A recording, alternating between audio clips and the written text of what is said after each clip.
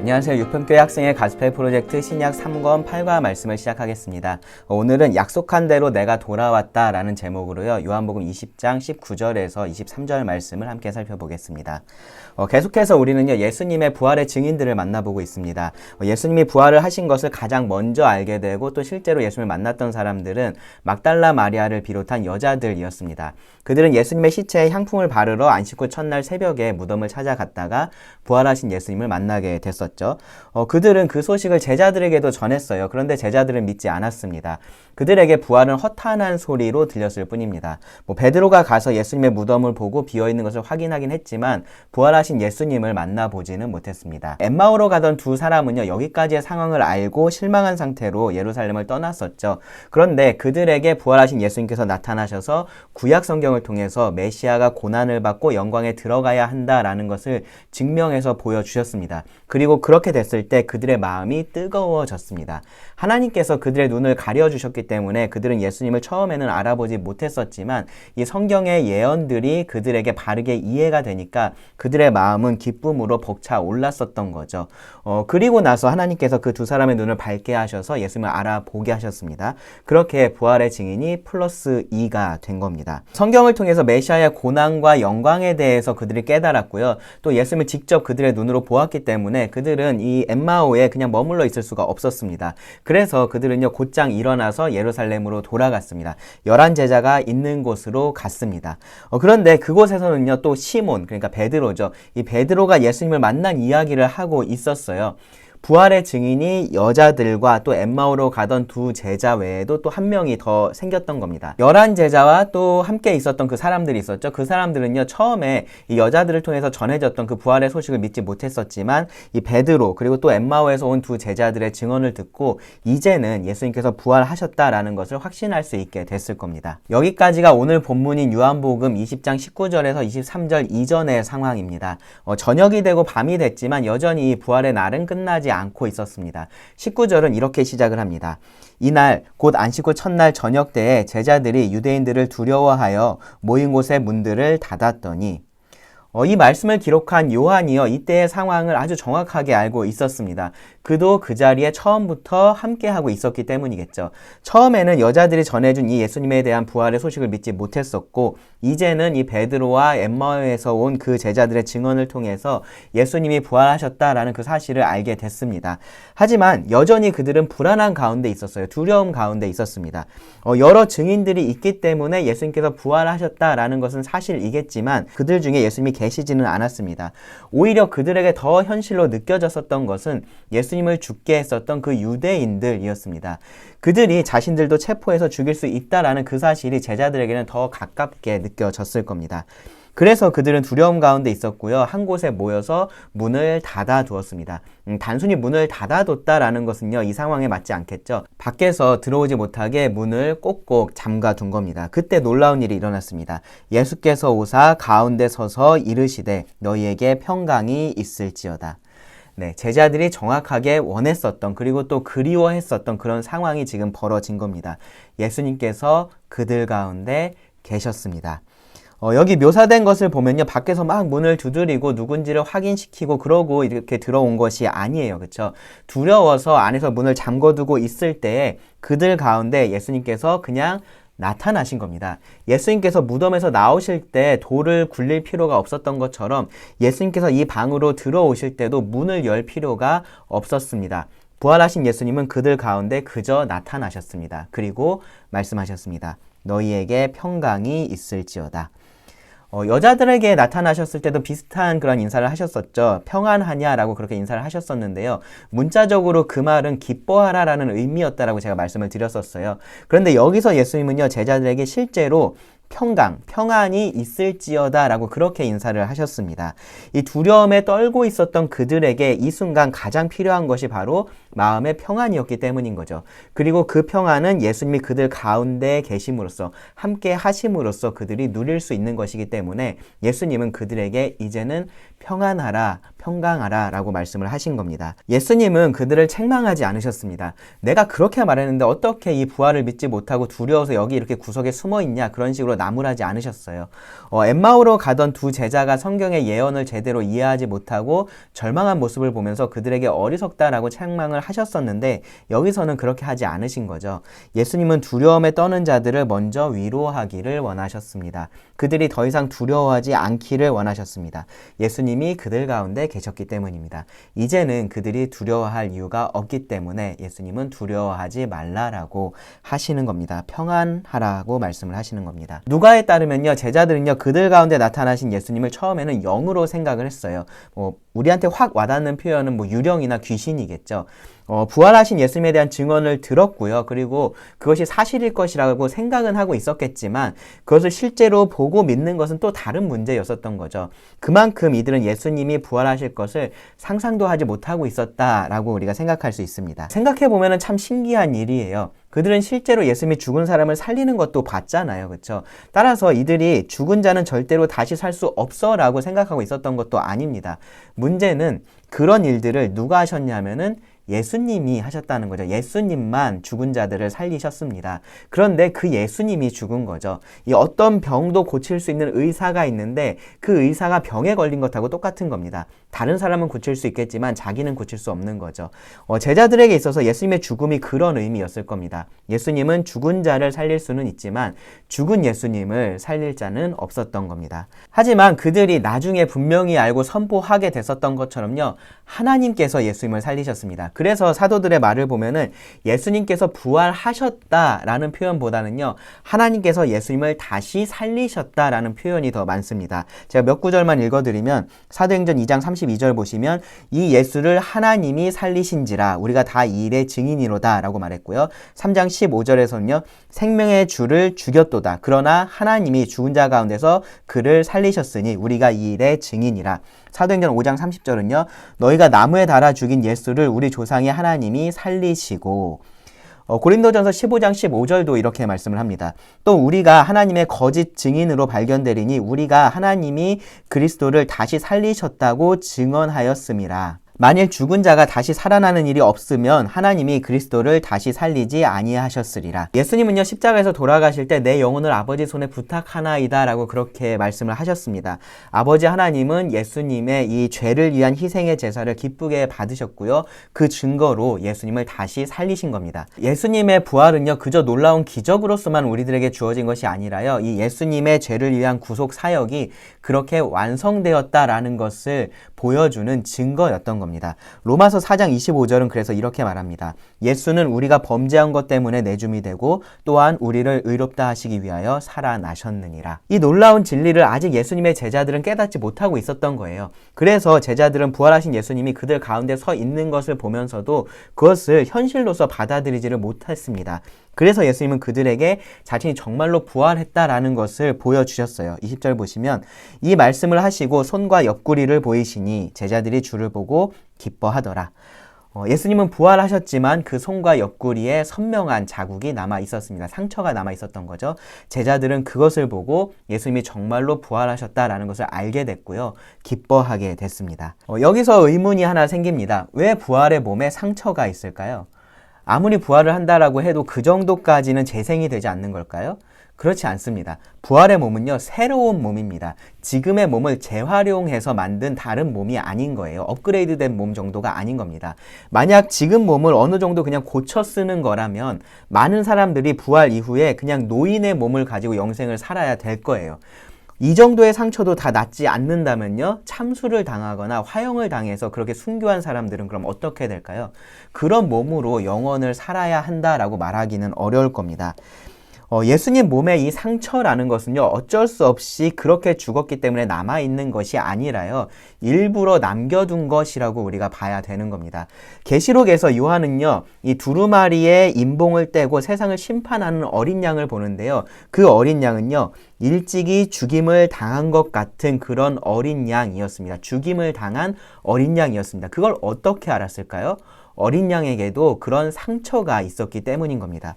우리가 농담처럼 하는 말 중에서 영광의 상처라는 말이 있죠. 예수님께는요, 정말로, 그야말로 영광의 상처가 있었던 겁니다. 고난을 통해서 영광에 이르신 예수님은요, 그 영광에 이르게 한 그 고난을 부끄럽게 여기지 않으십니다. 어느 찬송가의 가사처럼요, 제자들처럼 우리도 언젠가는 예수님을 직접 만나게 될 때가 있을 겁니다. 그리고 그때 우리는요, 그 손의 못자국을 보고 예수님을 알아보게 될 겁니다. 이분이 바로 나의 죄를 사하려고 십자가에서 죽으신 나의 구주이심을 우리도 그렇게 알아보고 기뻐하게 될 겁니다. 그것을 위해서 일부러 예수님은 이 상처를 가지고 계신 겁니다. 이제 제자들은요, 예수님이 부활하셨다라는 것을 눈으로 봤고요, 그들 가운데 예수님이 계신 사실로 인해서 기뻐하게 됐습니다. 그들이 얼마나 그 기쁨을 막 표현을 했는지 모르겠어요. 그거는 잘 모르겠지만 예수님은 그들에게 다시 한번 평강이 있을지어다 라고 말씀을 하셨습니다. 앞에서하고는 조금 다르게요, 여기서는 조금 진정해라 라는 의미가 있었을 겁니다. 예수님께서 그들에게 하실 말씀이 있어서 그렇습니다. 무슨 말씀이냐면은 21절부터 23절입니다. 예수께서 또 이르시되 너희에게 평강이 있을지어다. 아버지께서 나를 보내신 것 같이 나도 너희를 보내노라. 이 말씀을 하시고 그들을 향하사 숨을 내쉬며 이르시되 성령을 받으라. 너희가 누구의 죄든지 사하면 사하여질 것이요 누구의 죄든지 그대로 두면 그대로 있으리라 하시니라. 예수님께서 여기서 제자들에게 세 가지를 말씀을 하셨습니다. 첫째로 아버지께서 나를 보내신 것 같이 나도 너희를 보내노라 라고 말씀을 하셨어요. 지금 제자들은 예수님이 그들 가운데 계신 것으로 인해서 기뻐하고 있었지만 예수님은 그들을 보내실 것이다, 떠나 보내실 것이다 라고 말씀을 하시는 거예요. 이것은요, 예수님께서 이미 말씀을 하셨던 겁니다. 예수님은 아버지의 보내심을 받아서 세상에 오셨고 다시 아버지께로 돌아가실 것이다 라고 말씀을 하셨어요. 그 말도 역시 제자들이 받아들이기 어려워했었지만 예수님은 분명하게 말씀을 하셨습니다. 그리고 그들을 위해서 이렇게 기도도 하셨어요. 요한복음 17장 15절부터 19절을 보시면 내가 비옵는 것은 그들을 세상에서 데려가시기를 위함이 아니요 다만 악에 빠지지 않게 보존하시기를 위함이니 내가 세상에 속하지 아니함 같이 그들도 세상에 속하지 아니하여 싸움나이다. 그들을 진리로 거룩하게 하옵소서. 아버지의 말씀은 진리니이다. 아버지께서 나를 세상에 보내신 것 같이 나도 그들을 세상에 보내었고 또 그들을 위하여 내가 나를 거룩하게 하오니 이는 그들도 진리로 거룩함을 얻게 하려 함이니이다. 부활하신 예수님은 계속해서 그들과 함께 계시지는 않으실 겁니다. 그들을 떠나실 겁니다. 그들을 보내실 겁니다. 더 이상 가르칠 것이 없어, 뭐 그런 의미가 아니라요, 그들이 감당해야 될 사명이 있었기 때문입니다. 예수님은 제자들에게 그동안 고생 많았으니까 이제는 나와 함께 편히 쉬면서 먹고 마시며 즐기자 그렇게 말씀하지 않으셨어요. 그렇게 할 날이 오게 될 겁니다. 그런데 이 땅에 있는 동안은 아닌 거예요. 예수님은 제자들을 이 땅에 보내셔서 사명을 감당하게 하시겠다라고 지금 제자들에게 말씀을 하시는 겁니다. 다음으로 예수님은 성령을 받으라 라고 말씀을 하셨습니다. 이 장면은요, 읽어보면 마치 예수님께서 이렇게 숨을 내쉴 때 거기서 성령이 나와서 즉시 제자들에게 들어갈 것처럼 그렇게 묘사가 되어 있는 장면이지만요, 실제로 성령께서 제자들에게 임하셨던 것은 약 40일 뒤인 오순절 때입니다. 따라서 예수님께서 숨을 내쉬면서 이렇게 말씀하신 것은 상징적인 의미가 있다라고 할 수 있습니다. 성경에서 이 숨 혹은 호흡, 바람은요, 단어적으로 성령을 의미하기도 해요. 성령은 보이지 않게 일하시지만 하나님의 능력이 이 땅 가운데 드러나게 하는 그러한 주체가 되시기 때문에 그렇습니다. 예수님은 숨을 내쉬면서 성령을 받으라라고 제자들에게 말씀을 하심으로써요, 그들에게 능력으로 임할 성령을 보내는 분이 예수님 자신이다라는 것을 제자들에게 분명하게 하셨다라고 말할 수 있습니다. 이건 역시 예수님께서 이미 제자들에게 말씀을 하셨던 그 사실하고 똑같습니다. 앞서 말한 것처럼요, 예수님은 제자들을 보내시고 떠나가실 거예요. 그렇다고 해서 제자들은 이제부터 자기들 힘만으로만 어떻게든 예수님께서 주신 그런 사명을 다 감당해야 했었던 것은 아닙니다. 예수님은 떠나시지만 세상 끝날까지 또 그들과 함께 하실 것이다 라고도 말씀을 하셨어요. 어떻게 그렇게 하시냐? 성령의 능력으로 그렇게 하십니다. 요한복음 14장 16절을 보시면 내가 아버지께 구하겠으니 그가 또 다른 보혜사를 너희에게 주사 영원토록 너희와 함께 있게 하리니. 그래서 심지어 예수님은요, 자신이 떠나는 것이 제자들에게 더 유익이다라고도 말씀을 하셨어요. 요한복음 16장 7절 보시면 그러나 내가 너희에게 실상을 말하노니 내가 떠나가는 것이 너희에게 유익이라. 내가 떠나가지 아니하면 보혜사가 너희에게로 오시지 아니할 것이요 가면 내가 그를 너희에게로 보내리니. 네. 예수님께서 그들 가운데 계속해서 계시기를 제자들은 원했겠지만 그렇지 않다라는 거죠. 이 제자들은요, 성령님의 능력으로 사명을 감당해야 했기 때문입니다. 사도행전 1장 8절에서 예수님이 이렇게 말씀하셨죠. 오직 성령이 너희에게 임하시면 너희가 권능을 받고 예루살렘과 온 유대와 사마리아와 땅끝까지 이르러 내 증인이 되리라 하시니라.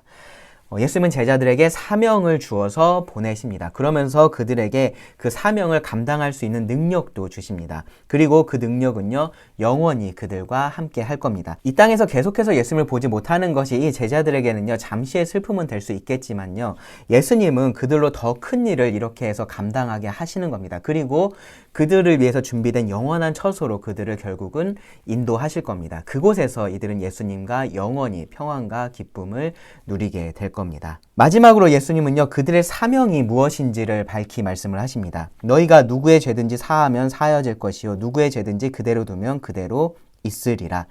예수님은요, 사명을 받은 자들에게 권위도 있다라는 것을 지금 말씀을 하고 계시는 거예요. 실제로 죄를 사하는 것은 하나님께서 하시는 일이죠. 근데 그 죄사함의 복음을 전하는 자는요, 대리자로서 권위를 가지고 전할 수 있다라는 겁니다. 제자들은 예수님의 고난과 부활로 완성된 그 기쁜 소식, 복음을 세상 가운데 전하는 사명을 받았습니다. 이 복음은요, 바로 죄인이 죄사함을 얻을 수 있는 유일한 그러한 복음입니다. 먼저 이 복음을 믿는 자들은요, 분명한 권위를 가지고 이렇게 선포할 수 있는 거예요. 당신이 이 복음의 주인 되신 예수 그리스도를 믿는다면 죄사함을 받게 될 겁니다. 하지만 당신이 그 예수님을 거절한다면 당신은 여전히 죄 가운데 있게 됩니다. 당신은 죄사함을 받을 수도 있고 그대로 죄에 머물러 있을 수도 있습니다. 이렇게 권위 있게 이 진리를 선포하는 것이 제자들의 사명인 겁니다. 부활하신 예수님은요, 제자들에게 이 사명을 감당하라고 하시고요, 또 그 사명을 감당할 수 있는 능력을 주신 겁니다. 그리고 우리가 사도행전에서 볼 수 있는 것처럼 제자들은 그렇게 부활의 증인이 되었습니다. 자, 예수님의 이 말씀은 그럼 오늘날 우리에게는 어떤 의미가 있을까요? 예수님은 11 제자에게만 이 말씀을 하신 것이 아닙니다. 그 자리에는요, 11 제자들만 있었던 것이 아니라요, 엠마오로 갔다가 돌아왔던 2 제자도 있었고요, 그 외에도 많은 사람들이 함께 하고 있었습니다. 그들이 누구인지 성경은 특정하지 않아요. 만약에 예수님께서 그 자리에 있던 자들에게만 특별히 이런 사명을 주셨고 성령을 약속하셨고 이러한 권위를 주신 것이라면은 우리는 그들이 누구인지를 반드시 알아야 되겠죠. 그런데 그렇지 않습니다. 예수님은 그들뿐만 아니라 그들을 통해서 예수님을 믿게 되는, 구원받는 모든 자들에게 이 동일한 말씀을 주신 것이기 때문에 그렇습니다. 이 명령을, 이 약속을 주신 것이기 때문에 그렇습니다. 그들만 부활의 증인이 된 것이 아니라요, 믿는 자들 모두가 부활의 증인이 되는 겁니다. 그들만 성령을 가진 것이 아니라 믿는 자가 모두 성령을 가집니다. 믿는 자는 모두가 보내심을 받은 자들입니다. 우리 삶의 이 땅에서 그리고 영원한 삶까지 포함해서요, 우리 삶의 궁극적인 목적은 예배입니다. 하나님을 예배하는 거예요. 그런데 이 땅에 우리가 남아있는 가장 큰 이유가 있다면 그것은 바로 복음 전파입니다. 복음 전파의 사명 때문에 우리가 이 땅에 남겨져 있는 겁니다. 천국에 가면은 복음을 전할 수 없어요. 지옥에서는 복음을 들을 수가 없습니다. 오직 우리가 이 땅에 살고 있는 동안에 복음을 전할 수 있고요, 복음을 들을 수가 있는 겁니다. 예수님은 우리를 보내시면서 성령의 능력을 더하셔서 복음을 전하게 하십니다. 사실 우리가 하고 있는 모든 일들이 이미 복음과 연관이 되어 있습니다. 우리가 거룩한 삶을 살지 않고 예수님의 모습을 닮아가지 않으면서 복음만 얘기하면요, 누구도 복음을 들으려고 하지 않습니다. 우리가 서로 모여서 싸우고요, 가족들에 대해서 안 좋은 얘기만 하면서 동시에 복음을 말하면요, 사람들은 혼란스러워합니다. 여러분이 예수님을 믿는다라면요, 여러분은 지금 어떤 식으로든 복음을 전하고 있는 거예요. 여러분이 거짓 복음을 말하고 싶지 않다면요, 거짓 복음을 믿는 자처럼 살지 말아야 합니다.